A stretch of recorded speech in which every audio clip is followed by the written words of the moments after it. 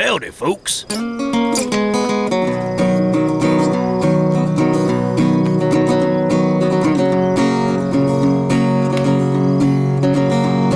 When he was just a boy, he watched westerns with his dad.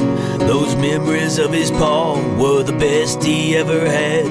He longed for the life of the old west, out on his own and free. So he traded in his beat-up Pinto for a shiny new RV. He's John Wynabego. John Wynabego. He said this town just ain't the same no more, and the people here surely don't like me. So he's headed out west toward the sunset to find a place that he can still be free. The life of a cowboy on the road in his gas-guzzling steed, traveling the land in search of souvenirs and helping folks in need. He's John Wynabego.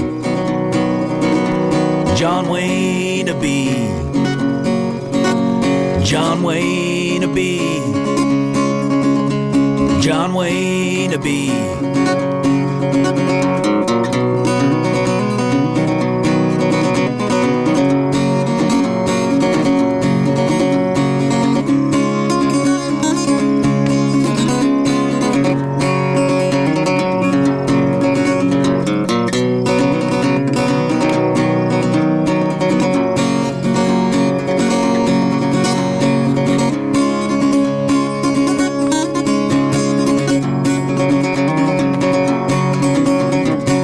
Wynabego Warrior, the tale of John Wynabego.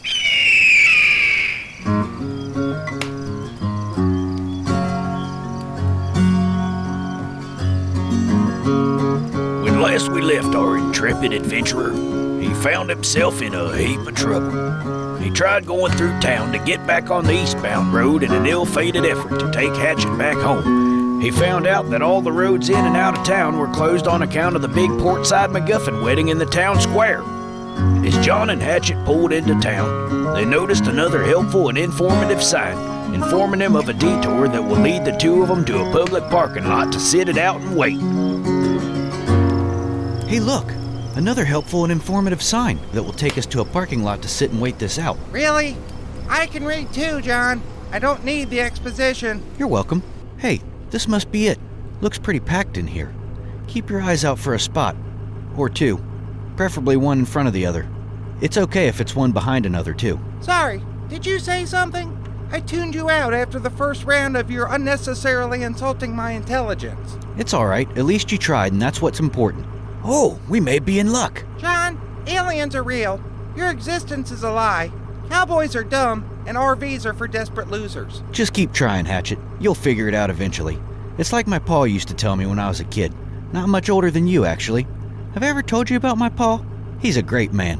I could go on for hours talking about, oh, stupid smart car. Thought we found a spot. Your single-mindedness is both incredible and terrifying. You have to stay focused and never accept defeat, Hatchet. That's the key.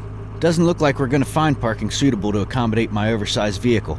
Maybe we can find a spot on the street. Normally, I would try to stop you from doing something foolish. You know, like parking on a closed public street with even more signs full of all sorts of useful information, such as no parking, violators will be towed, and of course, absolutely, positively, under no conditions will any sort of exception be made for anybody ever, regardless of the circumstance. But something tells me this is the beginning of a chain of events that I am desperately waiting to see. So, to surmise, great idea, John. Thanks, Hatchet. This spot looks perfect.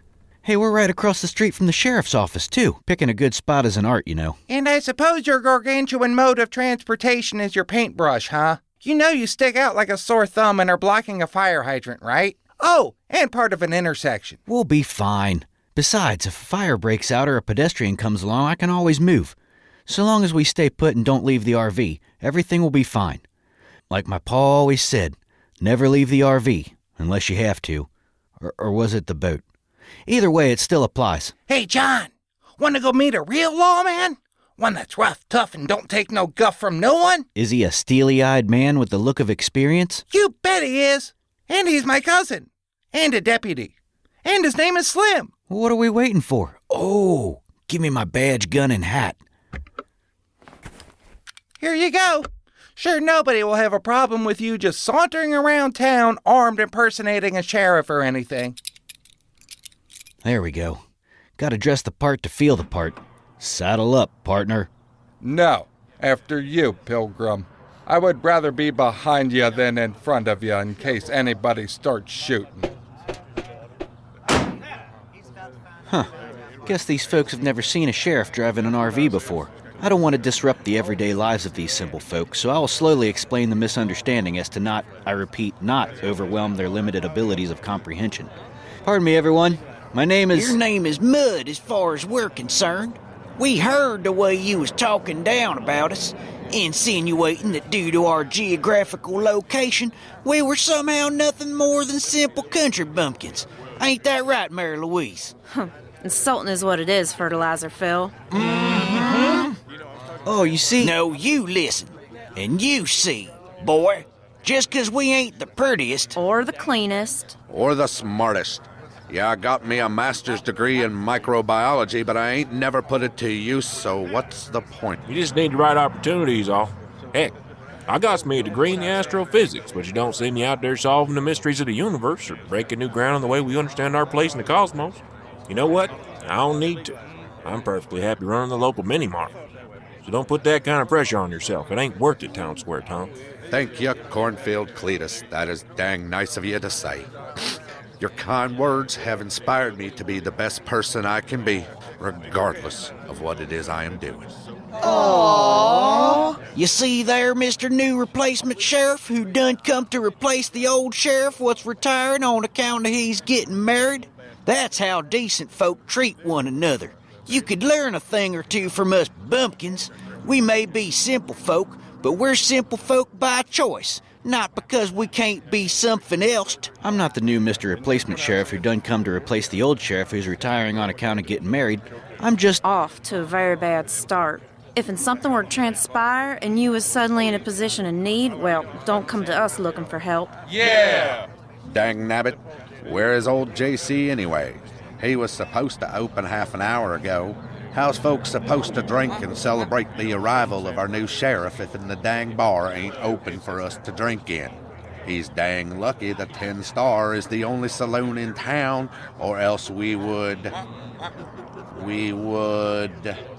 Oh, I got it. We would drink somewhere else. Yeah! I'm a-comin'. I had to stop by the church and show my respects and give my congratulations, like you all should be doing. We done already did. Now we's here to celebrate the blessed union and the arrival of the new sheriff. By the way, you ain't invited in, Mr. New Sheriff. So this is the condescending, new, uptight, high and mighty sheriff I heard about, huh? Well, how did... Duh. Social media. Yeah, we knows what it is and how's to use it before you insultingly ask. Good start, John. Perhaps you can further endear yourself by telling them a boring story about a relatable moment in your life. Or not. Just saying. For the love of all things blessed and pure, what in tarnation is going on out here at such a level as to garner my attention? What in the name of everlasting friendship and kindness towards others is that thing, and what exactly in the heck is it doing parked there? Who's that? Oh, him? That's nobody. Slim nobody, to be exact. Slim! Is that? Well, I'll be danged, hornswoggled, hog-tied, and painted purple twice. Hatchet, is that you, boy? Yep, you're looking slim as ever. John, Slim, John. John is a acquaintance of mine. We was just about to pay you a visit while we waited out the wedding. Pleasure to meet you, Slim. Wow, a real sheriff and a real nobody. Well, I do appreciate you mistaking me for such an iconic image of Western law and justice. I am only the deputy. So, Hatchet, what in Pete's sake sitting on a bumblebee in the middle of a green pasture dreaming of cheeseburgers are you doing here anyways? And where's your ma? Wasn't you adopted by this handsome feller here or something? No, I stowed away in his RV, again, and we ended up stuck here until the roads reopened. Ma's back at Granny and Gramps worrying about me. Probably doing a lot of dramatic sighing. And no, John is just a cow I tolerate. It's a long story. Fair enough. What in the beautiful but often terrifying world upon which we live is that faint humming sound off in the distance? Oh no, is that? Oh, craps, it is. Sam Sunshine Sanderson, Wind Power Walt Wilson, and Remington Deadeye Dowling. Oh, what is it they done decide to call themselves West traveling as a group after the ecological disaster that done occurred here a year ago to the day come tomorrow? The Eco-Desperados, Tree Bandits, or something stupid like that. If I recollect, it was something even stupider than that. The three voices of the wild that has no voice, wasn't it? No, that one was already taken, so they called themselves Carbon Footprints instead. That sure is stupid. Wonder what they want. Hey, Slim, ain't you gonna walk over there all slim-like and see why they're here? We would ask the new sheriff, but you know, he's a jerk, so... They're coming this way. Slowly. Maybe the batteries on their Segways are dying. Whoa, now hold on, Hatchet. We don't know for sure what they's riding. Heck, they look more like transitions to me. What's the difference? The way it's spelled. And the fact that ain't nobody gonna do any suing on account of us calling them transitions. And look at them. Transitions have a sleeker, more intimidating body style. Don't you feel uneasy just looking at them? Those fellas sure look like slow-moving trouble if I ever seen it. Stay here while I see what these bark eaters want. Oh, God! Ew. Why didn't you tell me I was driving headlong at a blistering rate into a pothole? Dang, that smarts! You ever fell and scraped your palm as you tried to stop yourself? Ow! Are you okay? That burns! That looks like a bad scrape. Did you get any tiny little pebbles embedded in your palm too? No, just scraped it real good is all. Thanks for asking, though. Sammy Sunshine Sanderson, you don't sound very tough talking to that handsome gentleman like that. We're supposed to be outlaws. Oh, sorry, Deadeye. It ain't none of your business, mister, whether or not I'm okay. Why don't you just look over there in that other direction? Dang it! Spilt my soy milk. You're lucky we got us a train to catch, or else. How are we going to catch a train? Don't you mean we have a train to meet? Well, that don't make no sense. Are y'all supposed to meet a train? Do you introduce yourself or something? All right. How's about y'all is lucky we have to be at the train station at a very specific time today, or else we'd show you why nobody messes with the Carbon Footprints. Come on, it's already 11:30, and we gotta be there by noon. It's 3:15. I don't think you're gonna make your appointment. Besides, train ain't coming till tomorrow anyway. Don't you try to dissuade us with your living on the grid logic. You ain't stopping us. You'll see. You'll all see. Come noon, when that train pulls up, you'll all see. Dad, I just said that. If you're gonna follow up on something somebody says, you need to pay attention. Try again and don't embarrass us this time. Come noon, when that train arrives, you folks will finally get what's coming to you. How's that? Much better. Now say it again, but this time really emote, you know. Sound like you're angry. Real menacing-like and all. Okay, I got this. Come noon, when that train arrives, you folks will finally get what's coming to you. Now that's how you threaten folks. That was perfect. I like the evil chuckle. It really sold it. Look, I got the goosebumps. It was so threatening. Thanks, fellas. I'm real proud to hear you say that. As the Carbon Footprints slowly rolled away on their transitions, an uneasy feeling begun to take hold of John as they headed to the sheriff's office to wait things out. He knew deep in his gut trouble was a-brewing, and being the helpful type, he decided to inquire about the situation and see if he could lend a helping hand. I know deep in my gut trouble's a-brewing, and being the helpful type, I've decided to inquire about the current situation and see if I can lend a helping hand. So what's going on here, Slim? And who were those dangerous desperados? I appreciate the offer. That's mighty kind of you, but the new sheriff will be here soon, and when he shows up, it'll be his problem to deal with. Once he gets here, I'm gone, like a dandelion being mowed before it's had a chance to float freely on the gentle winds of life. Tell you the truth, I ain't very happy about being overlooked to be the new sheriff. So I decided if they'd rather have a stranger watching their backs, then good riddance. Sorry to hear that, Slim. It's their loss if you ask me. You're a right fine lawman and one heck of an environmental impact zoning board commissioner to boot. Weren't you the one who set up the nature preserve just outside of town to ensure the survival of the endangered North American purple-footed horned chickens with irregular feather growth? That alone should have gotten you the job. Dang bureaucrats and their stupid bureaucrating. Seems that don't mean much nowadays. Gonna miss those chickens. Dang, I'm gonna miss them. Oh, I almost done forgot, like a scared butterfly desperately seeking refuge from the unforgiving cold. I called to have your vehicle towed on account of the fact that you were illegally parked. Might want to go and move that thing before Vern shows up and hauls it off. And speaking of violations, you know it's highly illegal to walk around armed impersonating a lawman, don't you?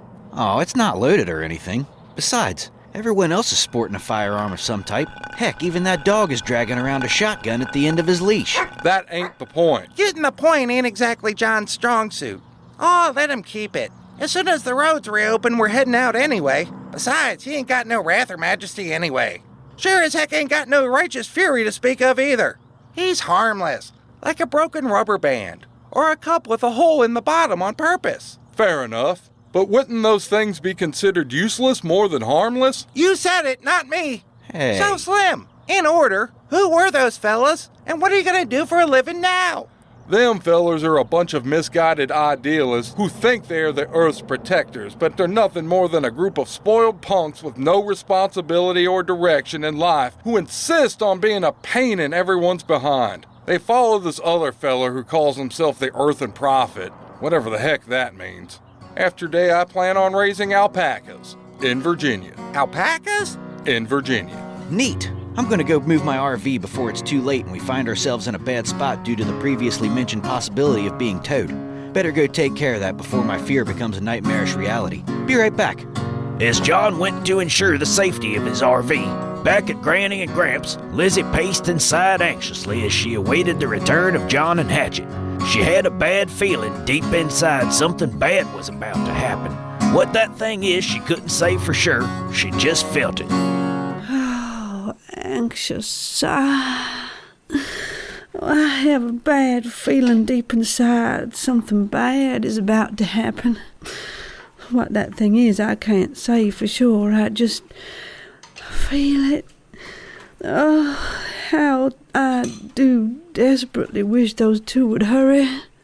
I have so many things to say and so many feelings to put into words. Lizzie, darling, just you sit down and relax. Fretting ain't gonna get them back here any faster. No, Granny, you're right. Maybe I should call them. You know, make sure everything's all right. I want yams. Lizzie, John is a grown man, and Hatchet is a very capable and unusually observant boy for his age. They're fine, honey. What could possibly go wrong? I suppose it's only natural to worry about the ones you care for. Sigh. As Lizzie continued to worry and sigh audibly, Gramps went on a yam hunt and Granny did her best to stop him. Meanwhile, John went outside only to discover he was too late and his prized RV had indeed been towed. Though if he had just looked out the window, he would have seen it either way. He stood there for a moment, frozen in disbelief. He couldn't help wondering how he could have been so careless and so neglectful towards his faithful, beloved steed. As I stand here momentarily frozen in disbelief, I can't help myself from wondering how I could have been so careless, so neglectful towards my faithful beloved steed. Poor girl. John! I know you can hear me. Stop ignoring me on account of your disillusionment and step out of it. But nothing. You know why this happened? Do you know what this is? Sad? No, John. This is called a consequence. I warned you. Slim warned you. The dang signs warned you. And still you persisted. choosing to see the world through your skewed filter of reasoning and ignoring the possibility of any negative outcome in favor of remaining blissfully unaware of what is really transpiring around you. You brought this on yourself. You deserve this. You need to face the consequences and start the long, tedious process of dealing with the local law enforcement and judicial system in order to reacquire your property and put this all behind you. I'm not going to let you turn this into some absurdly long, drawn-out series of easily avoidable scenarios. It's time for you to start listening to others and stop listening to yourself. Yes, sir. Well, ain't that a kick in the pants worse than seeing your Paul emasculated on a daily basis by his co-workers while maintaining a facade of indifference, only to come home and cry in front of his family? A man unable to come to terms with who he has become and what he once was. A man trapped within himself, shattered by life's brutality. Wow, that was deep and unsettling. That's life for you. What do I need to do, Slim? How do I spring my pony from the clink? He wants to know if he can get his RV back. Oh, that's simple enough. We just gotta mosey on over in a relaxed manner and pay Vern a quick visit. You'll have to fill out some paperwork and pay a small processing fee and a nominal fine. So long as we get things squared away by 4, everything will be fine. Vern's, well, he's kind of funny about having everything done at a certain time every day. You'll understand once you meet him. Y'all follow me. You don't have to step in my footprints walking single file or nothing like that. Ain't like we sand people trying to hide our numbers or nothing. John, Hatchet, and Slim moseyed on in a relaxed manner and quickly found themselves at the impound lot paying Vern a visit. John felt his already high level of anxiety increased even more upon seeing his beloved mobile residence being held in custody behind a rusty chain-link fence parked in mud and gravel. As John gazed lovingly upon her, it broke his heart. Poor girl, she looked so scared, so alone, and dirty. Poor girl. She looks so scared, so alone, and dirty. Hey, Vern, you in there? Hold your horses, dagnabbit. Oh, great. I done lost my place. Now I've got to start over. 1, 2, 3. 1, 2, 3. Slim, what is that rather eccentric feller doing? And why is he doing it over and over in a pattern of 3s? Old Vern can't help himself if he wanted to. You see, he thinks every time he comes outside, if he don't flip every light switch he passes a certain number of times in a precise order, he thinks the elephants in Africa won't fart and then explode or something like that. Poor fella, trapped in a world of his own relentless compulsions. Oh, that is awful. Poor fella. So, how long's he gonna do this? He's almost done.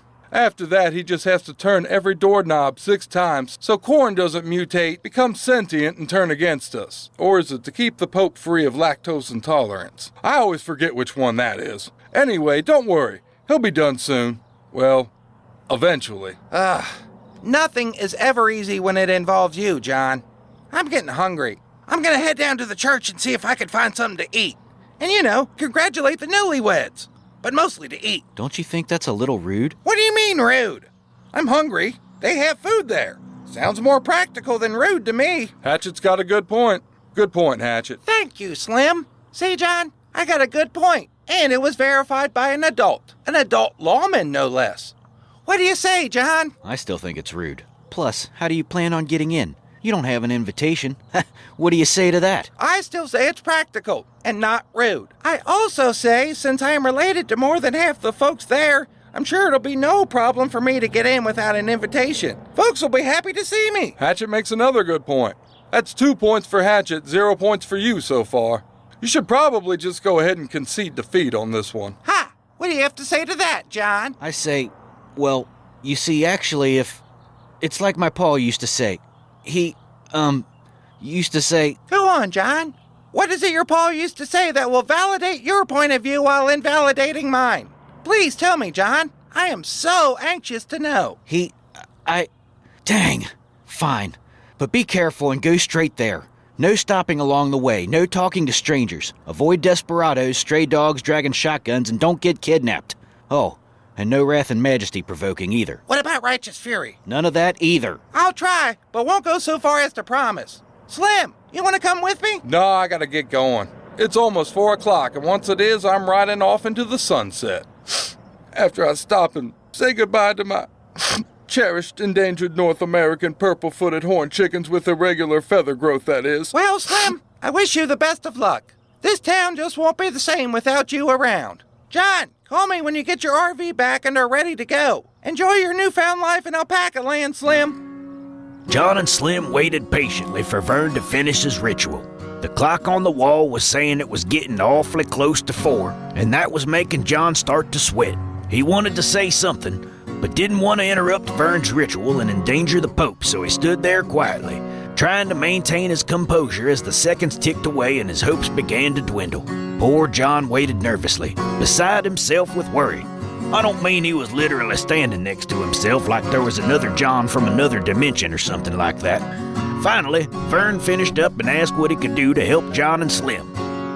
Now that I'm finished up, what can I do to help you fellas? You see, I need to get... Well, look at that. 4 o'clock already. Have a good weekend, y'all. Bye, Slim. Have a good life. Thank you, Vern. Enjoy your Society for the Awareness of Whatever Folks Are the Most Upset About Now fundraiser this weekend. Wait! What about my RV? Well, sorry, but Vern done left and won't be back until Monday. Really ain't nothing we can do about it till then. Time for me to be heading out as well. Sorry again about your predicament. Just call Lizzie and have her come fetch y'all. Here's the key to the sheriff's office. You and Hatchet can wait in there for her to come pick you up. Take care, John. It was nice meeting you. Nicer than a freshly cut rose laid gently on a satin pillow, which itself is nothing more than an abstract interpretation of our own fickle hopes and dreams. Take care, y'all. But my phone is in the RV. Just use the one at the office. Gonna go to Virginia. Gonna raise alpacas. 'Cause that makes me happy. And that's what I'm at. Aw, guess I better walk down to the office and call Lizzie. I hope nothing else unfortunate or unexpected happens between then and now. At least the roads will be open soon. Maybe Lizzie's grandparents will let me sleep in the shed or something. I saw an old station wagon in the driveway. Maybe they'd let me sleep there until I can get my poor steed out of vehicle jail on Monday. Lizzie's gonna be so mad.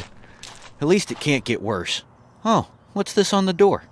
Looks like a note for the new sheriff made of individual leaves with each having a single word written on them that when read in order says something. It's none of my business, but I should read this just in case it's important. We have your son, Mr. New Sheriff. His son? Oh no, I should continue to read the leaves for more information. Ew, what are they stuck on with? Is this tree sap? Meet us at the train station alone if you want your kid back. Sorry, he did not take kindly to us calling him a kid. He prefers the term adolescent, but he continued to say he has a name. If any of us would like to take a break from being rude and learn it. So, in summary, we have Hatchet. Meet us at the train station if you want him back. If you don't, we understand. He is a pain in the what? Oh, one of the leaves must have blown off. Great, now the new sheriff's son has been kidnapped and... Hatchet? Oh no, no, no. Oh, Lizzie. Oh no. What am I gonna do? Lizzie. Hatchet. Oh, I need a latte. Well, things sure went downhill in a hurry for our poor friend John. He felt awful that all he managed to do was to let down Lizzie and Hatchet again. He went inside the sheriff's office, trying to figure exactly how he was going to explain this to Lizzie and her kin. Poor John. What will he say? How will Lizzie react when she finds out about Hatchet? And just how many alpacas does Slim plan on raising? Find out in the next exciting episode of Wynabego Warrior, the tale of John Wynabego. Wynabego Warrior, the tale of John Wynabego. Eagle Screech is an Audioblivious production, written and directed by Scott Phillips. Produced by Austin Beach. With music by Todd Freeze and Dane Leonardson. Sound effects by Austin Beach and freesound.org. Starring Scott Phillips as Hatchet McCoy and Slim Nobody. Sarah Golding as Lizzie McCoy and Granny. Jeremy Hennessy as Sammy Sunshine and Vern. Mike Jansen as Windpower Walt and J.C. Cunningham. Drew Prophet as Deadeye Dowling and Town Square Tom. Danielle Reese as Mary Louise. Dane Leonardson as Cornfield Cletus. Boyd Barrett as Gramps. And Austin Beach as John Wynabego, Fertilizer Phil, and me, your narrator. Thanks for listening.